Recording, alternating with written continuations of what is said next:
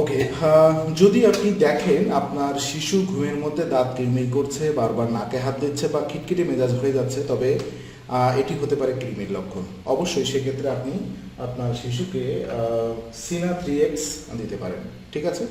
তো এটা পেটে কৃমি হলে বা কৃমিনাশক সমস্যার জন্য আপনি এটা অ্যাপ্লাই করা যেতে পারে শিশুদের জন্য। ওকে, তো এটা কিভাবে খাবেন? শিশুদের ক্ষেত্রে 1 থেকে 2 ফোঁটা এবং বড়োদের ক্ষেত্রে এটা 3 থেকে 4 ফোঁটা ওষুধ সামান্য জলের সাথে মিশিয়ে দিনে 2 থেকে 3 বার সেবন করা যেতে পারে এবং খালি পেটে।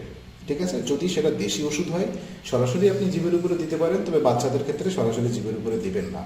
আপনি হাফ মগ চায়ের গ্লাসের সাথে আপনি বাচ্চাদের ক্ষেত্রে 1 থেকে 2 ফোঁটা, যদি একদম শিশু বেবি হয় 2 বছরের নিচে হয় তাহলে 1 বছর 1 ফোঁটা দিবেন, আর 2 বছরের উপরে হলে আপনি 2 ফোঁটা করে অ্যাপ্লাই করতে পারেন দিনে 2 থেকে 3 বার।